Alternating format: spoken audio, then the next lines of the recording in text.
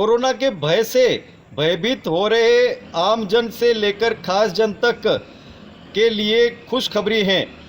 राजस्थान के मुख्यमंत्री के निजी सचिव कुलदीप रांका ने अपने वीडियो में जिस तरह से खुलासा किया है, आज हम आपको दिखाएंगे कि किस तरह से कुलदीप रांका ने इस बीमारी से जंग लड़ी। और सबसे बड़ी बात ये कि भारतीय चिकित्सा पद्धति, योग, नेचुरोपैथी और जिस तरह से घरेलू उपचार कारगर सिद्ध हुए, किस तरह से कुलदीप रांका ने इस बीमारी की जंग लड़ी और योग, नेचुरोपैथी और घरेलू उपायों के जरिए उन्होंने कोरोना पर जंग जीती है। हालांकि उन्होंने यह भी बताया कि डॉक्टरों की देखरेख पूरी तरह से होनी चाहिए, लेकिन जिस तरह से उन्होंने बखान किया और विश्वास जताया कि भारतीय पद्धति, योग, नेचुरोपैथी, आयुर्वेदिक और जितनी भी पद्धतियां हैं वो काफ़ी कारगर हैं, बस उसका उपयोग सही समय और सही रूप में हो। उन्होंने आयुर्वेदिक, योग और अन्य विभागों को सुदृढ़ करने का भी राजस्थान के मुख्यमंत्री को निवेदन किया है। लेकिन राजस्थान में जिस तरह से आयुर्वेद के, योग के और अन्य विभागों के हालात हैं, उससे आमजन से लेकर इनके कर्मचारी भी काफ़ी परेशान हैं। किस तरह से कुलदीप रांका ने अपने बीमारी की, अपने कोरोना काल की जंग जीती है और क्या कह रहे हैं उनके लिए आमजन, आयुर्वेदिक के लोग और खास जन। देखिए हमारे साथ ये खास खबर। सर, मैं अपना कोरोना का स्वयं का अनुभव थोड़ा साझा कर लेता हूं सर। मुझे सर प्राकृतिक चिकित्सा और योग में काफी विश्वास रहा है सर। तो मैंने सर केवल आरटीपीसीआर टेस्ट करवाया था सर। उसके अलावा भंडारी साहब ने काफी कोशिश की कि मैं सीटी स्कैन कराऊं, तो मैंने उनको कहा मैं पहले प्रयास करता हूं, अगर कोई आवश्यकता होगी तो ही कराऊंगा। तो उसके बाद में सर मैंने जो मुख्य रूप से अपने आप को ठीक करने के लिए सर जो पिछले कुछ सालों में सीखा है, हमें सर मेन कोरोना में जो समस्या आती है, एक तो नाक में सर और गले में और लंग्स में होती है सर। पहले सर नाक से और गले से ये प्रवेश करके लंग्स में फिर कठिनाई पैदा करता है सर। तो उसके लिए सर हमने एक प्राकृतिक क्रिया है सर, कुंजल, उसको लगातार पूरे 14 दिन तक किया सर। अभी भी लगातार कर रहा हूं सर। कुंजल में सर भूखे पेट सुबह है नींबू के जो निवाया पानी होता है सर, ल्यूकवार्म वाटर, नींबू और नमक डाल के 6-7 गिलास पिया जाता है और फिर उल्टी करके बाहर निकालते हैं सर।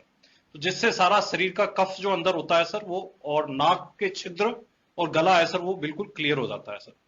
दूसरी सर जो प्राकृतिक क्रिया है, जलनेति क्रिया सर, जिसमें सर नाक के एक छिद्र से दूसरे छिद्र में निवाया पानी नमक के साथ में सर उसका प्रयोग करते हैं सर। तो ये दिन में 4 बार करता था सर मैं। कुंजल 1 बार सुबह भूखे पेट सर, और 4 बार जलनेति क्रिया सर। और जलनेति के बाद में प्राणायाम करना आवश्यक होता है सर, जिससे कि अलग अलग जो प्राणायाम है उससे चाहे लंग्स में हो सर, या नाक में हो या गले में हो, कोई भी प्रकार का वायरस है सर जिसके कारण कफ हुआ है, तो उसको बाहर निकाला जा सके सर। तो ये तो प्राकृतिक क्रिया के रूप में सर लगातार मैंने 13-14 दिन किया था सर। मुझे भी बुखार आया था सर, 16 तारीख को बुखार आया था और 19 तारीख को बुखार समाप्त हुआ था सर।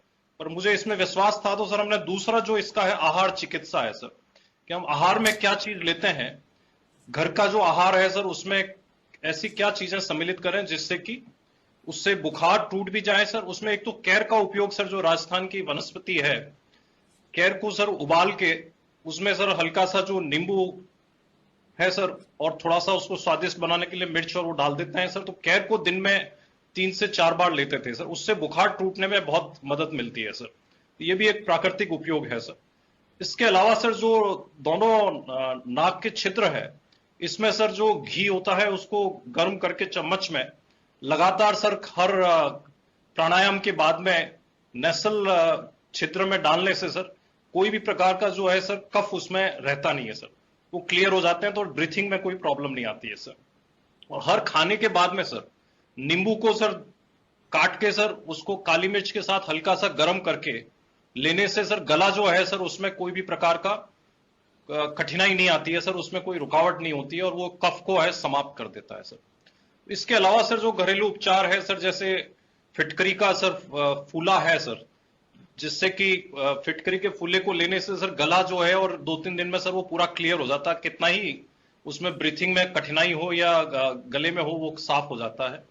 इसी प्रकार से सर जो दूसरे है सर, जैसे अपन हल्दी का, अदरक का और इसका इस्तेमाल करते हैं सर, तो हल्दी का सर जैसे कहा जाता है पुरानी सी पुरानी खांसी हो, उसको सर अगर 1 चम्मच अंदर रखे सर सीधा गले में उतार दिया जाए सर पानी के साथ में, तो या उसको 1 चम्मच रख के सर 10 मिनट तक सर कुछ भी नहीं लिया जाए, तो उससे जैसी भी खांसी होती है वो तुरंत ठीक हो जाती है, 1-2 दिन में ही ठीक हो जाती है सर।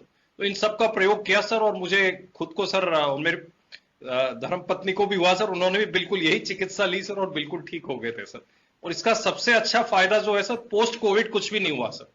हमें सर कभी लगा ही नहीं सर कि पोस्ट कोविड में कोई कठिनाई होती है, क्योंकि कोई दवाई नहीं खानी पड़ी सर और कोई इलाज उसके अलावा नहीं लेना पड़ा सर।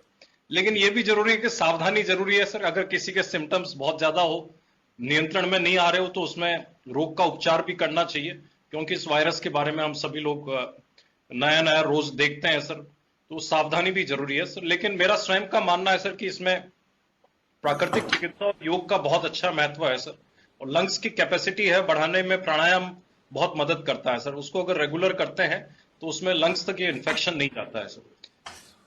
बाकी सर इसके अलावा सर जो आयुर्वेद का सर जो स्ट्रक्चर है सर, राजस्थान में इतना बड़ा स्ट्रक्चर है सर और कोविड में काफी काम भी कर रहे हैं सर, लेकिन सर कई लोगों को आजकल सर वो तत्काल चाहिए होता है कि उसका लाभ मिले और उसकी जानकारी नहीं होती है सर। तो जानकारी सर ये एक मौका है सर कि इस त्रासदी में सर एक अपॉर्चुनिटी है कि आयुर्वेद को और प्राकृतिक चिकित्सा को या यूनानी चिकित्सा और होम्योपैथी को सर इसको आगे अगर बढ़ा सकते हैं, इस समय लोग हैं इसको अपना सकते हैं, जीवन शैली में भी बदलाव ला सकते हैं, क्योंकि काफी कुछ सर ये जीवन शैली से भी जुड़ा हुआ है।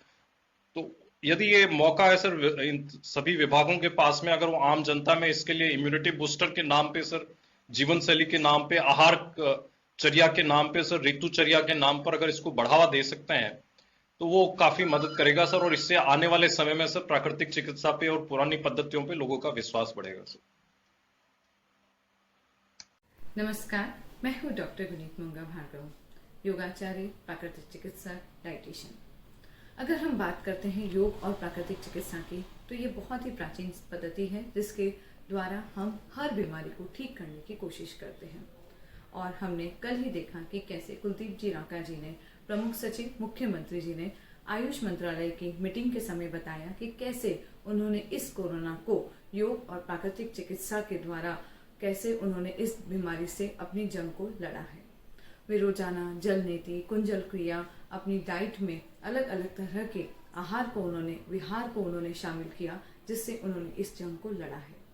तो मुख्यमंत्री जी से मैं यही आग्रह करना चाहूंगी कि वे योग और प्राकृतिक चिकित्सा को आगे बढ़ाने में जितनी हम लोगों की मदद कर सकते हैं वे करने की कोशिश करें। इसके संबंध में जितने भी सेंटर हैं उन्हें खुलवाने का अभ्यास करें, ताकि हम इस कोरोना की जंग में हम आगे बढ़ सकें, उसे जीत सकें और सभी लोगों को हम स्वस्थ कर सकें। धन्यवाद। पिछले 8 सालों से आयुर्वेद में चिकित्सकों की कोई भी भर्ती नहीं हुई है। आज की स्थिति में 1381 आयुर्वेद के पद खाली है और 1995 के बाद में एक भी औषधालय का निर्माण नहीं किया गया। औषधालयों को साल में एक बार सप्लाई दी जाती है, जो प्रति मरीज बहुत ही कम है। इसके अलावा प्रति मरीज 2 रुपए बजट आता है, जो मुझे नहीं लगता आज के ज़माने में एक मरीज के इलाज के लिए सफिशिएंट है। इसके अलावा NHM में जितने भी कार्यरत चिकित्सक हैं, उनकी जो मानदेय है वो मात्र नियमित चिकित्सकों के आधा भी नहीं है, और ना उनको नियमित किया जा रहा है। तो मैं रिक्वेस्ट करना चाहूँगी कि उनको नियमित किया जाए, उनकी मानदेय वृद्धि की जाए। इसके अलावा जो आज की स्थिति है वो किस प्रकार से अपने परिवार का पालन पोषण करते होंगे, इतनी हार्ड ड्यूटी भी देना है। इसके अलावा कोरोना के जो गंभीर रोगी हैं उनके इलाज के लिए राजस्थान सरकार जिला, ब्लॉक और राष्ट्रीय आयुर्वेद संस्थान कॉलेज स्तर, राजस्थान आयुर्वेद यूनिवर्सिटी जोधपुर और उदयपुर में कोविड सेंटर स्थापित करके अपना जो मरीजों का भार बढ़ रहा है गवर्नमेंट पे उसको कम कर सकती है। इसके अलावा राष्ट्रीय आयुर्वेद संस्थान के निदेशक महोदय पिछले जब से कोरोना आया है तब से लगातार सरकार के संपर्क में है कि उनको कोविड सेंटर की अनुमति मिल जाए, लेकिन 450 बेड का सुसज्जित और नाम एक्रिएटेड हॉस्पिटल, सभी सुख सुविधाओं से युक्त, ऑल फैसिलिटी, बट अभी तक अनुमति की आस में असहाय होकर देख रहे हैं। राष्ट्रीय आयुर्वेद संस्थान में जितने भी प्रोफेसर्स हैं वो विभिन्न क्षेत्रों से विभिन्न प्रकार की नॉलेज रखने वाले हैं, तो मुझे लगता है कि पोस्ट कोविड सेंटर यहाँ पे स्टार्ट करके इसके अलावा राष्ट्रीय आयुर्वेद यूनिवर्सिटी जोधपुर में आयुर्वेद महाविद्यालय, एकमात्र राजकीय आयुर्वेद महाविद्यालय उदयपुर में कोविड सेंटर स्टार्ट करके गवर्नमेंट में जो भार बढ़ रहा है मरीजों का उसको कम कर सकती है और मरीजों को इसके लिए बहुत अच्छा बेनिफिट मिल सकता है। इसके अलावा राष्ट्रीय आयुर्वेद संस्थान में पोस्ट कोविड सेंटर चल रहा है जहाँ पे बहुत सारे मरीजों। राजस्थान के प्रिंसिपल सेक्रेटरी कुलदीप रांका जी ने अपने कोरोना संक्रमित होने पर आयुर्वेद और प्राकृतिक चिकित्सा से अपना इलाज किया। उनको जो लाभ हुआ उन्होंने अपना अनुभव माननीय मुख्यमंत्री जी से साझा किया। तो राजस्थान की आम जनता भी अपेक्षा रखती है कि जिस प्रकार आयुर्वेद का लाभ सरकार के मुखिया प्रशासनिक अधिकारियों को मिल रहा है बस आम जनता को भी मिलना चाहिए। तो इस संदर्भ में एक चिकित्सक के रूप में हम राजस्थान सरकार से कुछ अनुरोध कर रहे हैं जिनके बिना आम जनता तक आयुर्वेद की सुविधाएं पहुंचाना संभव नहीं है। पिछले 8 साल से राजस्थान में आयुर्वेद चिकित्सकों की भर्ती नहीं हुई है। आज की स्थिति में विभागीय सूचनाओं के अनुसार 1381 पद चिकित्सकों के खाली हैं। 1985 के बाद राजस्थान में कोई नया औषधालय नहीं खुला। ऐसी स्थिति में आम जनता तक आयुर्वेद सुलभ कराना एक मुश्किल काम है। दूसरी तरफ अभी जो औषधालयों में मेडिसिन की सप्लाई की जाती है बहुत कम मात्रा में और साल में 1 या 2 बार की जाती है और उसमें भी प्रति मरीज मात्र 2 रुपये का बजट सरकार आवंटित करती है। तो आज के इस युग में महंगाई के इस जमाने में 2 रुपये में एक मरीज की आयुर्वेदिक चिकित्सा, क्या कोई सोच भी सकता है कि 2 रुपये में आयुर्वेदिक चिकित्सा हो सकती है? तो सरकार इसका मेडिसिन का बजट बढ़ाए, मेडिसिन की आपूर्ति सुचारू करे जिससे आम जनता को लाभ मिले। वहीं दूसरी तरफ अपने राष्ट्रीय स्वास्थ्य मिशन में कार्यरत संविदा आयुर्वेद चिकित्सक हैं, उनका मानदेय एलोपैथिक चिकित्सकों के आधे से भी कम है। एक चिकित्सक की तनख्वाह में 3 चिकित्सकों से काम करवा रहे हैं, तो कैसे उनका योगक्षेम चलेगा, कैसे उनका स्वाभिमान बचेगा और क्या वो चिकित्सा करेंगे? एक सोचने की बात है। ऐसी स्थिति में वो सरकार चिकित्सकों का मनोबल तोड़ने का काम करती है। सरकार को चाहिए कि यदि चिकित्सकों को नियमित नहीं कर सकती, संविदा आयुर्वेद चिकित्सकों को नियमित नहीं कर सकते तो उनका मानदेय समायोजन करे जिससे वो स्वयं प्रेरित होकर समाज की सेवा के लिए आगे आए और अपनी योग्यता को दिखा सके। इधर हमारे विभाग में विभागीय पदोन्नति प्रक्रिया पहली बार हो रही है, लेकिन कुछ तकनीकी कारणों से और कुछ इच्छा शक्ति की कमी से सरकारी स्तर पर ये अटक रही है। इसको शीघ्र पूर्ण करना चाहिए ताकि विभाग को स्थायी अधिकारी मिले। अभी वर्तमान में लगे हुए सभी प्रशासनिक पदों पर लगे हुए आयुर्वेद अधिकारी डेपुटेशन पे हैं, इसलिए डेपुटेशन पे लगे अधिकारी कोई रिटायरमेंट के पास है, कोई किसी और परिस्थिति में है तो वो स्वतंत्र रूप से निर्णय नहीं ले पाता है। तो इससे विभाग सभी विषय डीपीसी वगैरह सब उससे बाधित होते हैं। और एक राजस्थान के इतिहास में जो सबसे गंभीर और शर्मनाक स्थिति हम चिकित्सकों के लिए जो उत्पन्न हुई है उसमें सरकार से हम विनम्र निवेदन करना चाहते हैं कि राष्ट्रीय आयुर्वेद संस्थान पिछले 1 साल से राजस्थान सरकार से कोविड सेंटर चालू करने की अनुमति मांग रहा है। कोरोना मरीजों को भर्ती करना चाहता है, उसकी अनुमति नहीं दी जा रही है। राजस्थान का प्रत्येक आयुर्वेद चिकित्सक इससे आहत है। सरकार को 450 बेड युक्त इस इतने बड़े इंफ्रास्ट्रक्चर युक्त संपूर्ण सुविधा युक्त एपेक्स इंस्टीट्यूट को यदि अनुमति देने में इतना हर्ज है तो कैसे हम उम्मीद कर सकते हैं कि आयुर्वेद के विकास के लिए सरकार संवेदनशील है? ऐसी संवेदनशील सरकार जो 1 साल तक अनुमति तक नहीं दे पाई। यदि अभी भी अनुमति दी जाती है। तो जैसे आयुष 64 का क्लिनिकल ट्रायल हुआ और आज पूरे देश को फायदा हो रहा है। एपेक्स इंस्टीट्यूट राजस्थान की धरती पे है, इतने अच्छे अच्छे प्रोफेसर, इतनी अच्छी मेडिसिन, इतनी सब कुछ यहाँ उपलब्ध है। यदि एक उसको अनुमति दी जाती है तो 450 बेड का एक कोविड सेंटर राजस्थान के जयपुर के लोगों को मिलेगा, उससे चिकित्सा होगी और उनमें आयुर्वेदिक चिकित्सा से कुछ ऐसी मेडिसिन, ऐसे नुस्खे, इस प्रकार की कोई कॉम्बिनेशन डेवलप होगा जो पूरे देश के लिए कोरोना में एक उम्मीद की किरण जगेगा। सरकार एक तरफ करिए, हमारे पास बेड की कमी है। आयुर्वेद विभाग में 200 हॉस्पिटल ऐसे हैं जिनमें मरीज भर्ती करने की सुविधा है, जिनमें जिला चिकित्सालय है, ए ग्रेड हॉस्पिटल है, ऐसे 200 करीब हॉस्पिटल हैं। यदि सरकार उनमें कोविड सेंटर चालू करे, कोविड मरीजों को भर्ती करे, वहाँ कोविड सेंटर चालू करे, तो निश्चित रूप से एक आदेश से 5000 बेड उपलब्ध हो सकते हैं। स्टाफ वहाँ लगा हुआ है, सारी सुविधाएं हैं। तो सरकार को चाहिए कि ये जो तकनीकी विषय है इनमें केवल इच्छा शक्ति की आवश्यकता है।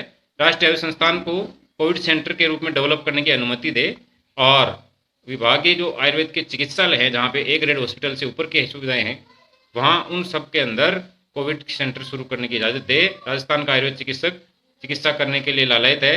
अपने परिचितों के, अपने मिलने वालों के आईसीयू में भर्ती मरीजों के भी इलाज आयुर्वेद चिकित्सक कर रहे हैं, लेकिन सरकार इच्छा शक्ति नहीं दिखा रही, इसलिए इसका लाभ आम जनता को नहीं मिल रहा। आयुर्वेद की रस भस्मों से, औषधियों से, स्वर्ण योगों से, ऑक्सीजन सेचुरेशन में गंभीर स्थिति में गए व्यक्ति और आईसीयू में भर्ती मरीज भी लाभ ले रहे हैं। तो सरकार को चाहिए कि चिकित्सकों की भर्ती करे, औषधियाँ उपलब्ध कराए और राष्ट्रीय आयुष संस्थान और जिला स्तर पर जो चिकित्सालय है उनको कोविड सेंटर के रूप में संचालित करने के लिए सहयोग प्रदान करे। तब ही राजस्थान को एक सच्चे अर्थों में आयुर्वेद के रूप में लाभ मिल पाएगा।